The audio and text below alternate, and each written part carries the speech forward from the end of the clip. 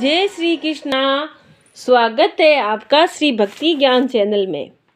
कर्माबाई, आप क्या कहेंगे कर्माबाई की भक्ति को?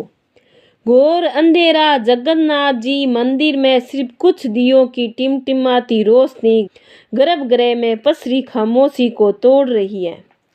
मुख्य पुजारी जी परंपरा के अनुसार भगवान जगन्नाथ जी की मूर्ति को जगाने और स्नान कराने के लिए प्रवेश करते हैं। दिए की रोशनी में भगवान का मुस्कुराता चेहरा चमकता है। पुजारी जी की आंखें रोज की तरह श्रद्धा से झुक जाती हैं, लेकिन आज कुछ अलग है। उनकी नज़र भगवान के होठ के कोने पर अटक जाती है। वहाँ कुछ पीला सा लगा है, दाल और चावल का एक दाना। ये क्या है? वह करीब जाकर देखते हैं, ये खिचड़ी का दाना। भगवान के गालों पर भी हल्के पीले दाग हैं, जैसे किसी बच्चे ने जल्दबाजी में खाकर हाथ पोंछ लिए हो। पुजारी जी का दिल बैठ जाता है। मंदिर में खिचड़ी का भोग तो शाम को लगता है, सुबह तो बिल्कुल नहीं। और गर्भगृह में उनके अलावा किसी और को आने की इजाजत ही नहीं है। ये अपवित्रता है। यहाँ कोई चमत्कार? भक्ति जब सारे नियम तोड़ देती है तो भगवान भी अपने नियम तोड़ देते हैं। ये कहानी किसी भक्त की नहीं, बल्कि उस माँ की है जिसके लिए भगवान ने अपना सिंहासन छोड़ दिया।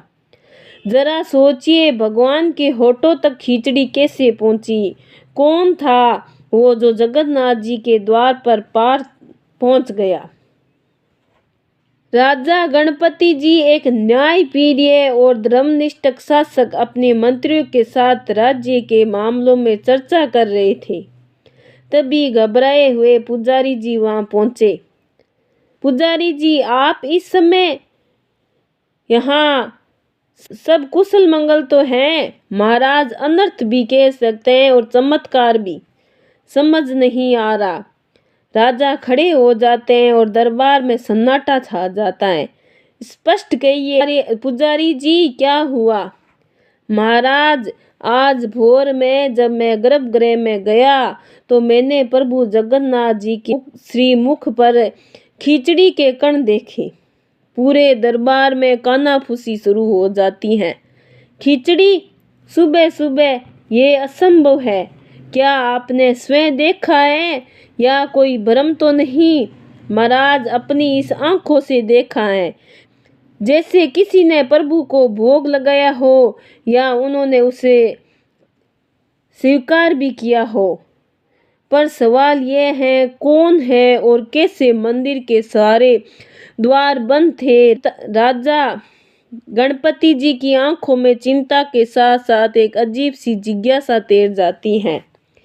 ये कोई साधारण घटना नहीं है। या तो ये मंदिर की सुरक्षा में बहुत बड़ी चूक है या फिर स्वयं प्रभु की कोई लीला है। पता लगाइए। आज रात मंदिर की सुरक्षा दोगुनी कर दी जाए। एक परिंदा भी पर ना मार पाए। एक छोटी सी साफ सुथरी झोंपड़ी, तुलसी के पौधे के पास मिट्टी के चूल्हे पर मिट्टी की हांडी छरी है। कर्माबाई, जिनके चेहरे पर उम्र की झुर्रियों से ज्यादा ममता का भोलापन है, बाजरे की खिचड़ी बना रही हैं। उनकी हर हरकत में एक लय है, एक प्रेम है। एक साधु ज्ञानानंद वहां से गुजरते हुए रुकते हैं। देवी, तुम ये क्या कर रही हो? कर्माबाई मुस्कुराकर उनकी ओर देखती हैं। प्रणाम महात्मा जी, अपने लल्ला के लिए भोग बना रही हूँ। उसे मेरी खिचड़ी बहुत पसंद है। लल्ला, और तुमने अभी तक स्नान नहीं किया?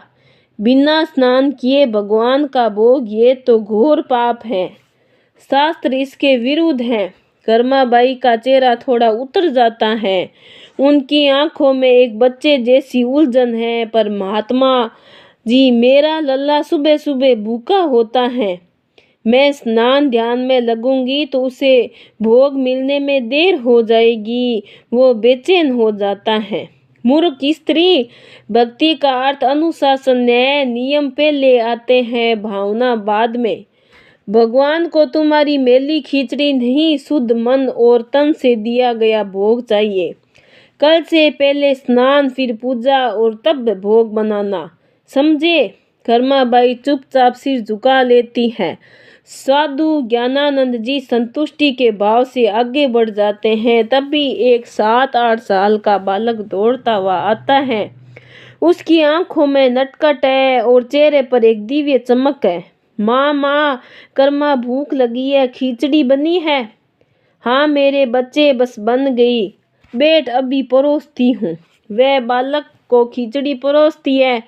बालक बड़े चाव से खाता है। माँ, आज स्वाद थोड़ा अलग है।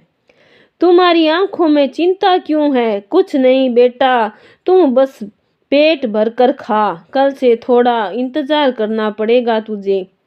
बालक कुछ नहीं कहता, बस एक रहस्यमयी मुस्कान के साथ कर्मा को देखता रहता है। राजा गणपति जी स्वयं पुजारी जी के साथ गर्भगृह में मौजूद हैं। कड़ी सुरक्षा के बावजूद आज भी वही नजारा। भगवान की मूर्ति पर खिचड़ी के ताजे दाग, ये कैसे हो सकता है? मेरी पूरी सेना, मेरे सबसे भरोसेमंद लोग पहरे पर थे। महाराज, ये किसी इंसान का काम नहीं है, ये स्वयं प्रभु की इच्छा है।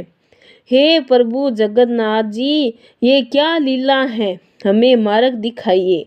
कौन है वह भाग्यशाली भक्त जिसका भोग आप सारे नियम को तोड़कर स्वीकार कर रहे हैं? राजा को क्या पता था कि जवाब एक साधारण सी कुटिया में छिपा है। जवाब छिपा है उस सवाल में जो सालों पहले राजस्थान के एक छोटे से गांव में पूछा गया। क्या आपने कभी भगवान को रोते हुए देखा है? अगर आपकी आंखें भी नम हो गई है, देख बेटी कर्मा, हम पुष्कर जा रहे हैं।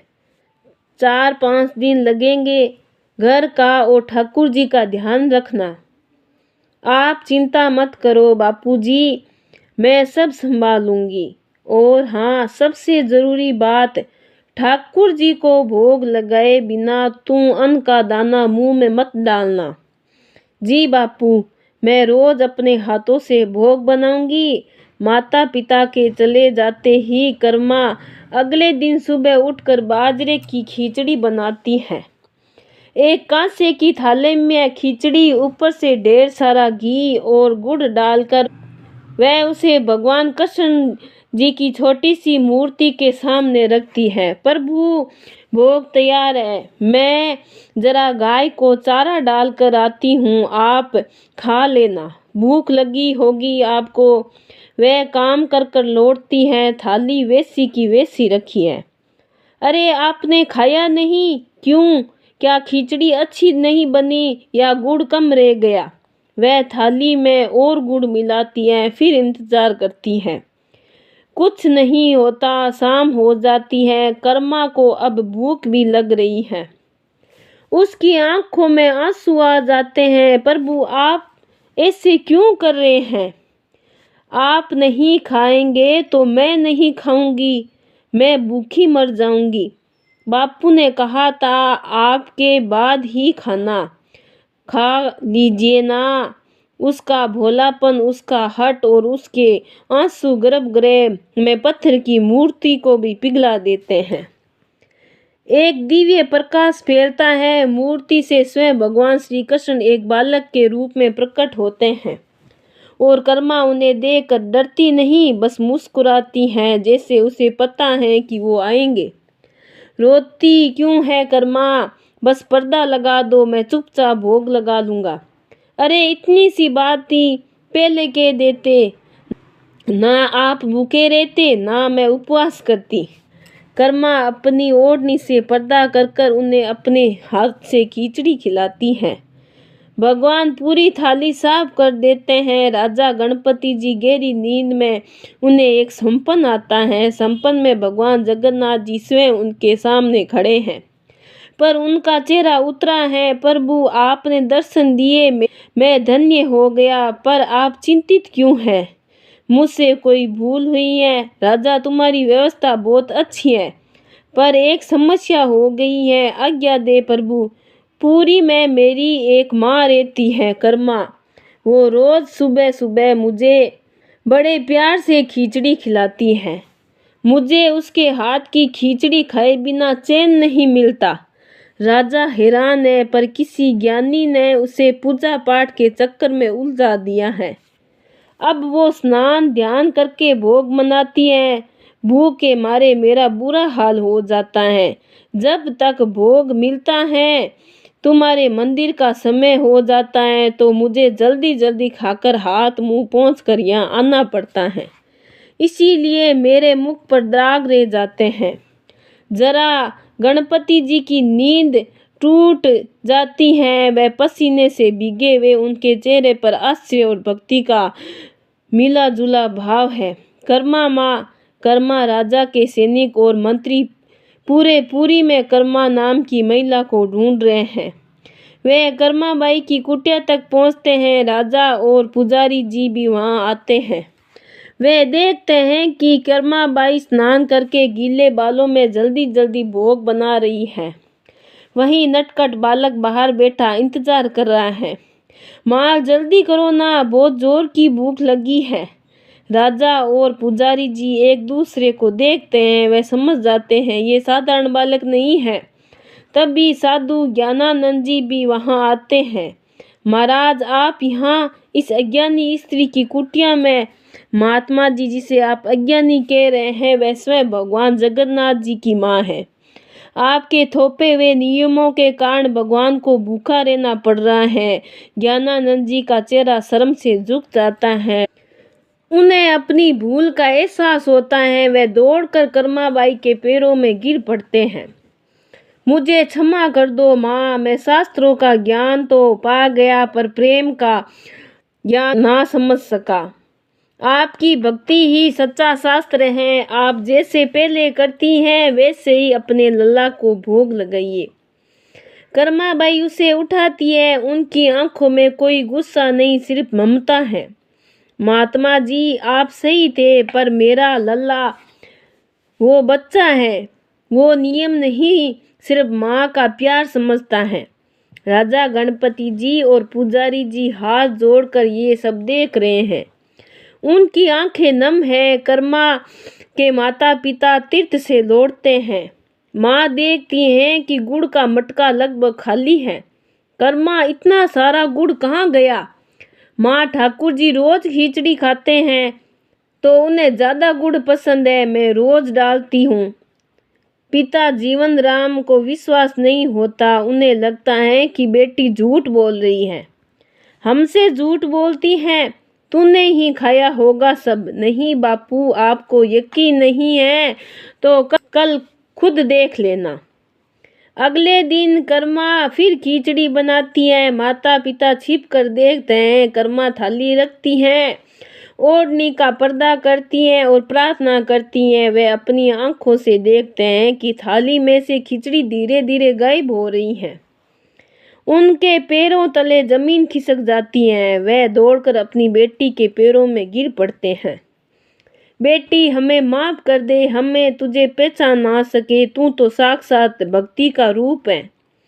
समय बीत गया। कर्माबाई अब बहुत वृद्ध और कमजोर हो गई।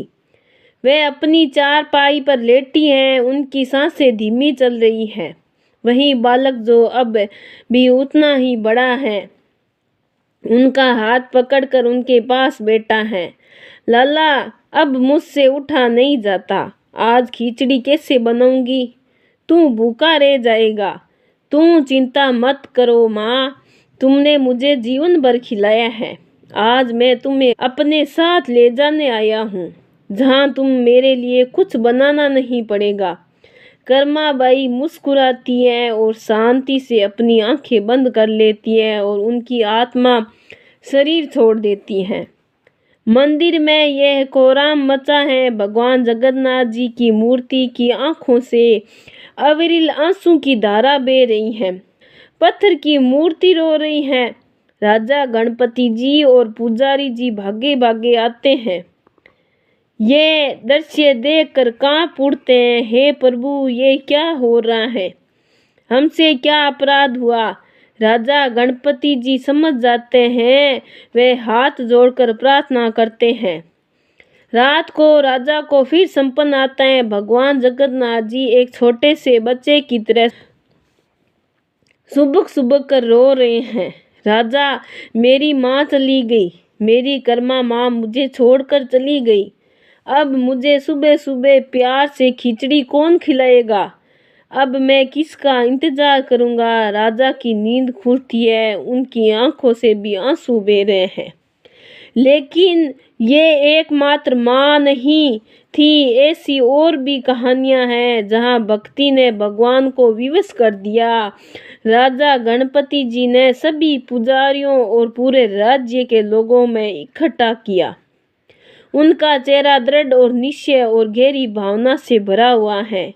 आज से और इसी सृष्टि के अंत तक भगवान श्री जगन्नाथ जी को अर्पित होने वाले 56 भोग में से भी सबसे पहला भोग मेरी माँ भगवान की कर्माबाई के नाम से बाजरे की खिचड़ी का लगाया जाएगा, ताकि मेरे प्रभु को कभी ये ना लगे कि उनकी माँ उन्हें छोड़कर चली गई।